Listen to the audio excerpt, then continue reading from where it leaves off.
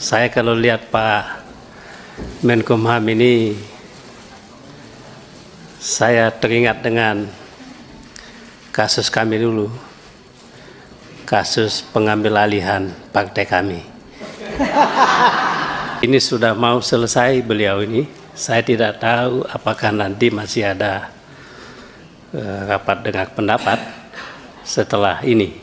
Menkumham yang paling berprestasi bisa memimpin sampai 10 tahun. Luar biasa. Ya, itu yang jadi masalah.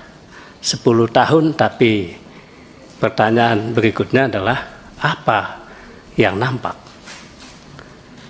prestasi setelah 10 tahun itu. Bapak jadi Menkumham 10 tahun, tetapi selama Bapak 10 tahun itu bertumbuh subur pungli di lapas dan rutan itu.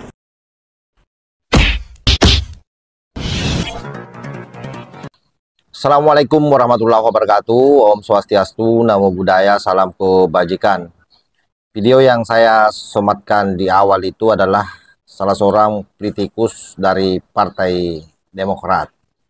Beliau bernama Beni Kaharman yang memang sangat vokal mengkritisi terkait soal hukum yang ada di Indonesia. Di video ini kita akan putarkan bagaimana Beni Kaharman menguliti Menkumham, dalam hal ini Yasona Laoly, yang dianggap sukses menjadi Menteri Hukum dan HAM selama 2 periode, yaitu 10 tahun.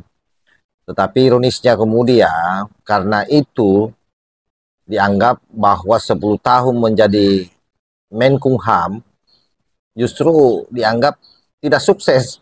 Kenapa? Karena masih terjadi banyak pungli di lapas ataupun di rutan, bahkan banyak terjadi perputaran narkoba di dalamnya. Oleh karena itu, politisi Demokrat ini mencecar Yasona Laoly, membongkar seluruh borok Kementerian Hukum dan HAM. Salah satu yang disoroti juga selain daripada carut-marutnya jabatan-jabatan katanya, yang dipromosikan justru orang-orang yang ditempatkan di situ adalah orang-orang yang tidak berprestasi atau yang bermasalah. Itu juga menjadi sorotan beliau.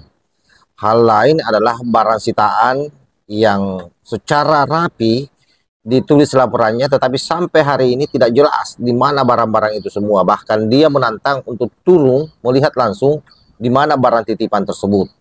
Bagaimana videonya? Kita simak secara bersama-sama. Menkumham, sudah lama kita tidak bertemu. Saya kalau lihat Pak Menkumham ini, saya teringat dengan kasus kami dulu, kasus pengambil alihan partai kami oleh temannya Pak Menkumham ini.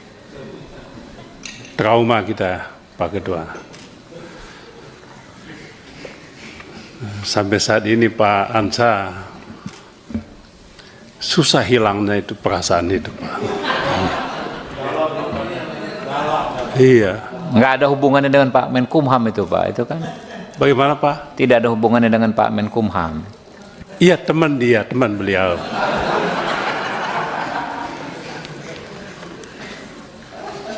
Jadi sahabat beliau. Tapi perjuangan yang gagal.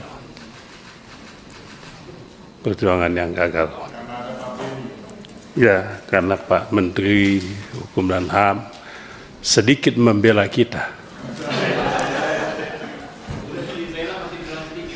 Ya, memang sedikit, Pak. Sedikit. Ada itu tadi memang sedikit. Jadi terima kasih. Sedikit, nyaris itu. Tapi ini kan jelas. Nah, ini sudah mau selesai beliau ini. Saya tidak tahu apakah nanti masih ada rapat dengar pendapat setelah ini. Ya mungkin tidak ada lagi ya. Mungkin ini. Ya mungkin ya, tapi kan suasana begini kan tidak lagi Pak. Ya, oleh sebab itu tentu terima kasih banyak. 10 tahun Pak ya. Pak Menkumham yang paling berprestasi bisa memimpin sampai 10 tahun. Luar biasa. Ya, itu yang jadi masalah. 10 tahun, tapi pertanyaan berikutnya adalah apa yang nampak prestasi setelah 10 tahun itu. Selain yang saya ingat tadi, yang tadi saya sampaikan itu, hanya itu yang saya ingat. Selebihnya cerita-cerita lain. Yang pertama Pak Menkumham, Pak Pimpinan, soal anggaran 2025. Saya setuju sekali yang tadi disampaikan oleh teman terdahulu bahwa mungkin tidak perlulah Pak Menkumham berimajinasi terlalu banyak untuk tahun 2025. Sebab imajinasi itu tidak lagi di tangan Bapak. Imajinasi itu ada di tangan Menkumham yang baru, di tangan Presiden yang baru, yang mungkin saya tidak tahu apakah akan melanjutkan atau tidak. Ya, oleh sebab itu, anggaran yang kita setujui mungkin Pak Ketua yang standar saja. Apa yang dilakukan oleh Menkumham yang akan datang, kita serahkan kepada beliau untuk menyusun anggarannya, menyusun visinya, menyusun misi dan programnya. Kecuali kalau Pak Menkumham dititip untuk itu. Saya hanya takut tadi jangan-jangan Pak Menkumham ini lupa bahwa tahun ini adalah tahun terakhir. Sehingga sepertinya beliau, Pak Menkumham masih menjabat Menkumham untuk kabinet yang akan datang. Tapi siapa tahu, who knows? Siapa tahu, kan begitu. Siapa tahu nanti Menkumham periode yang ketiga, tidak ada yang tahu kan Pak. Tapi dari pola pengajuan tadi mengesankan seolah-olah Pak Menkumham ini sudah tahu bahwa Menkumham akan datang juga, Bapak yang menjabatnya. Sebab kalau tidak, tentu dia berhenti untuk yang lalu saja. Yang akan datang, serahkan kepada Menkumham yang baru. Yang kedua, saya beberapa kali mengunjungi lapas dan rutan. Cerita tentang rutan, cerita dulu kita Pak ya. Pak Menkumham ini pernah juga di sini 10 tahun juga. Beliau selalu duduk di depan ini. Itu cerita dulu kita itu sama, yaitu cerita tentang pungli di lapas dan di rutan. Pungli. Saya sempat bisik dulu kepada Pak Yasona Lauli ketika duduk bersama dengan beliau di sini. Pada waktu itu Menkumhamnya adalah Pak Andi Matalata. Saya bisik kepada beliau, kepada Pak Menkumham ini, Pak Yasona, kalau Bapak nanti jadi Menkumham, tertibkanlah lapas dan rutan ini. Jangan ada pungli. Tuhan Maha Baik, doa saya terkabulkan. Bapak jadi Menkumham 10 tahun. Tetapi selama Bapak 10 tahun itu bertumbuh subur pungli di lapas dan rutan itu. Saya tidak tahu apa masalahnya. Transaksi narkotika juga terjadi di lapas dan mungkin di rutan. Saya pernah menyampaikan di sini, menanyakan bagaimana bisa ini terjadi. Transaksi. Jadi memang praktek suap menyuap di rutan dan lapas itu sudah menjadi budaya yang saya tidak tahu apakah ke depannya bisa kita hentikan atau tidak. Ini pungli di rutan. Termasuk di kampung saya, Pak Ketua, di Kupang, rutan kelas 2B, lapas itu praktek pungli ini. Yang agak aneh, sudah dilaporkan ke Kanwil Hukum dan HAM-nya, tapi juga sepertinya dianggap angin lalu. Maka saya teringat tadi Bapak Ansa bicara agak tajam soal mutasi, promosi, demosi. Di internal Kemenkumham itu tidak berlaku.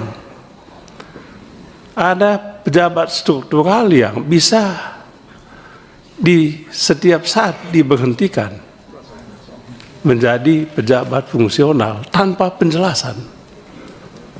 Begitu juga sebaliknya. Malah yang lebih jelek lagi, yang bermasalah malah dipromosikan ke jabatan-jabatan struktural. Lalu saya baca-baca yang Bapak tadi sampaikan ini, apa ini? Indah di atas kertas, sukses di atas kertas, tapi di lapangan sebetulnya tidak. Saya melihat baju putih yang Bapak, tapi Pak Menkumham saya senang tidak pakai baju putih. Yang lain-lain ini pakai baju putih. Itu kan menunjukkan jiwa bapak ibu-ibu ini seputih baju yang bapak ibu pakai. Tapi nyatanya kosong, hitam jiwanya, putih baju. Membalut yang aneh-aneh tadi dengan baju putih. Jadi menyedihkan, Pak. Jadi praktek pungli, promosi, demosi, mutasi. Ada yang jadi PLT sekian lama tidak ada penjelasan.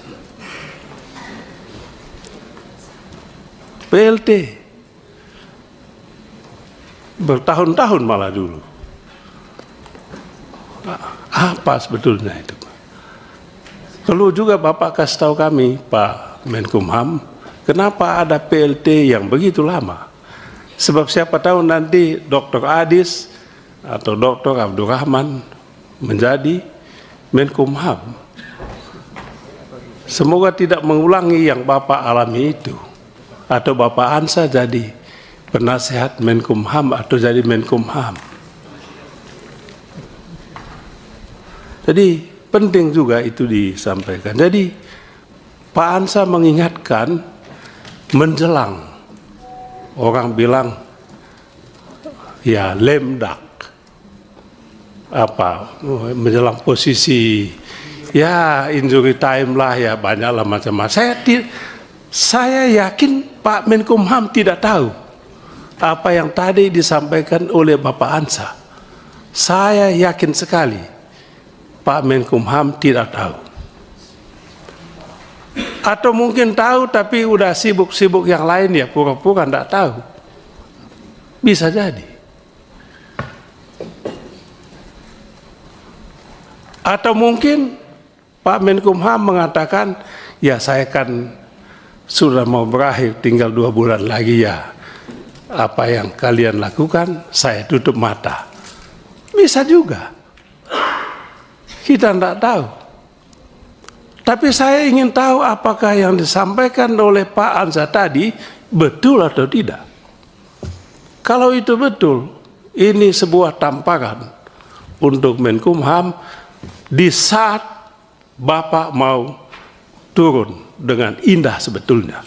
Tapi dengan peristiwa ini bukan hanya memilukan, tetapi memalukan. Sayang Pak Menkumham. Pak Menkumham sudah punya prestasi 10 tahun. Hanya karena soal kecil ini rusak reputasi Bapak. Tapi saya tanya, betul nggak itu Pak? Jangan sebar hoaks, bahaya. Apalagi kalau fitnah. Pak Ansar. Karena ini disampaikan di depan umum ini Pak Menkumham, tolong jelaskan itu betul tidak ini. Dan saya minta Pak Ansar jangan tutup-tutup, buka siapa itu. Di sini jangan kita bikin teka-teki, susah kita nanti. Jadi itu yang soal soal mutasi merit system. Pak Menkumham selalu bicara tentang merit system. Kita dukung sepenuhnya Pak. Promosi, mutasi, demosi karena prestasi. Tapi memang jadi masalah Pak Menkumham. Ketika kita ngomong soal promosi dulu, tiba-tiba Pak Menkumham angkat dirjen dari instansi lain. Lalu teman-teman di Kemenkumham ini kemana nanti? Tiba-tiba mohon maaf jenderal polisi lah, ya jaksa lah, tanpa mengurangi rasa hormat saya kepada saudara Jampidum. Menjadi pertanyaan Pak, apa ini? Apa nggak ada yang baik tuh di dalam? Ya, karena ada kan bil, apalagi ini sampai puncaknya. Tiba-tiba diambil dari tempat lain masuk ke dalam. Yang sebetulnya juga perlu dievaluasi Pak Menkumham. Ada lagi yang dulu saya nggak tahu apa, ada pengusaha yang tiba-tiba jadi dirjen imigrasi, ada nggak itu? Oh, dong, nggak ngerti. Tiba-tiba jadi dirjen imigrasi. Urusannya besi tua. Apa Krakatau Steel ya? Ya kan? Yang dulu korupsinya nggak ketulungan. Tiba-tiba jadi dirjen imigrasi, lalu orang nanya, loh apa ya ini? Pak Menteri, ini sedikit yang saya buka dari sekian banyak masalah. Kemudian di imigrasi di Soekarno-Hatta itu ada, sekarang di sana Pak ada bagus autogate atau autogate itu bagus itu, tidak bikin orang ngantri.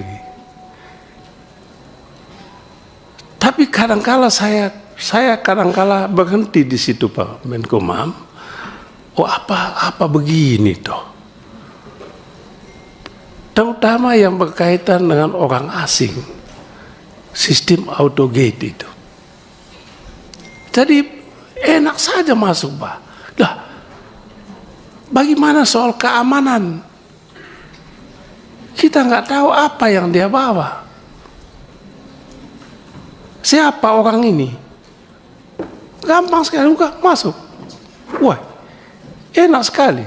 Padahal kalau kita ke negara Eropa atau Amerika lah ya, saya sih baru sekali lah saya ke Amerika ini ya. Saya nggak tahu teman-teman yang bolak-balik ke sana apakah masih. Ya dulu di sana saja autogate tetap diperiksa dokumen. Lihat, lama lagi. Kalau kita Pak Menkumham enak sekali orang asingnya. Kayak di jalan tol itu, pintu tol ini keluar dia. Kita nggak cek lagi.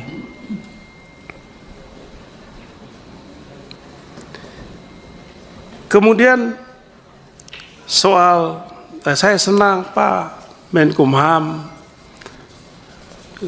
menceritakan soal hal yang menurut saya sangat penting, tapi tidak pernah disinggung dan dibahas tuntas, soal basan apa? Barang sitaan dan barang jaminan, rubasan. Ya? Rubasan, Pak. Ya basan tuh. Rubasannya rumahnya, basannya barangnya, kan gitu Pak. Rubasan itu rumah tempat menyimpan barang rampasan, barang sitaan, kan begitu dia. Apa laporkan di sini? Tapi mohon maaf Pak Menkumham, kita ingin tahu sebetulnya apa saja itu. Di sini disebut, tapi ya misalnya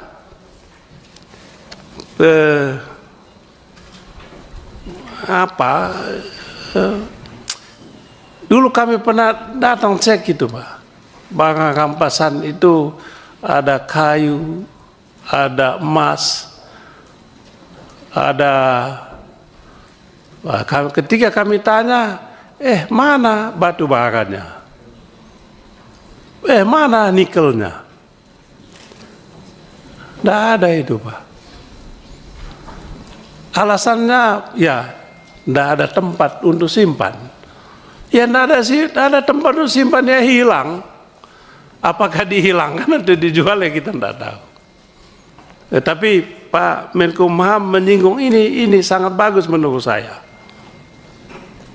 Sayang Pak Menkumham tidak cek ini, yang nyusun ini, supaya laporannya lebih tuntas lah. Jangan asal ya kayak bikin apa karya anak kelas 3 SMA ini. Coba Pak Menkumham tanya berapa barangnya apa saja, dan berapa nilainya, taruhnya di mana, akan lebih bagus bentuk akuntabilitas Pak Menkumham terhadap barang rampasan dan barang sitaan ini. Nah, di sini sudah ditulis. Lalu disebut juga basan di luar rubasan. Nah, itu juga kita ingin tahu apa saja. Dan kalau ada di luar rubasan itu, di mana itu? Di kejaksaan kah? Di kepolisian kah? Supaya besok kita tanya. Dengan Jaksa Agung kita tanya, Pak Menkumham bilang ada di instansi kalian simpan ini, apa yang disimpan di sana? Adakah tanah yang dirampas? Adakah aset saham yang dirampas? Iya kan? Ada juga bilang duitnya dirampas, mana duitnya? Kalau bisa Pak Ketua, mumpung belum berakhir ini, kalau bisa kita cek langsung, masih ada nggak apa yang ditulis di sini? Sebab saya takut hanya ada di dalam tulisan. Kalau Pak Menteri mau, kasih kami waktu untuk cek, untuk bentuk pertanggungjawaban Bapak terhadap apa yang ditulis dan dilaporkan oleh anak buah Bapak ini. Saya kira kita sudah menyimak bersama-sama seperti apa Kementerian Hukum dan HAM dilucuti oleh politisi dari Partai Demokrat ini yang memang dari dulu kita kenal sangat vokal dengan jurus komunikasinya yang seolah-olah mengangkat di awal, tetapi pada akhirnya dia menjatuhkan Pak Yasona Lauli. Dan ada juga yang menarik pernyataannya bahwa Pak Yasona ini katanya seolah-olah masih mau dipakai di periode yang akan datang, sehingga proses penyusunan anggaran atau permintaan anggarannya itu mengkaper untuk anggaran Kementerian Hukum dan HAM pada periode yang akan datang. Padahal menurut Benny Kaharman belum tentu dipakai oleh Prabowo Subianto, karena pada akhirnya ia menentukan ke depan siapa yang bisa menjadi menteri adalah Prabowo Subianto. Apalagi kita tahu bahwa PDIP sepertinya memang dalam Rakernas terakhir itu lebih memilih oposisi, sekalipun sampai hari ini mereka masih bercokol di dalam kabinet. Dan itu saya yakin sengaja dilakukan oleh PDIP agar mampu bersaing di dalam perhelatan-perhelatan pilkada yang akan dilakukan dalam waktu dekat ini.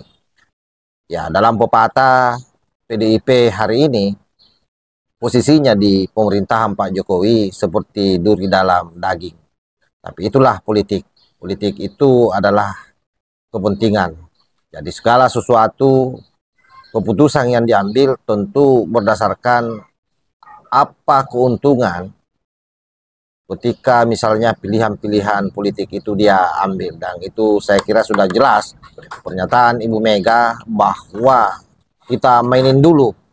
Ya, ini juga menjadi sangat kontroversi, mainin dulu itu dalam konteks apa. Jadi memang wajar saja ya kalau anggota DPR RI yang ada dalam koalisi Pak Prabowo hari ini, begitu menteri dari PDIP datang di DPR untuk rapat, maka pasti akan dikebiri habis-habisan.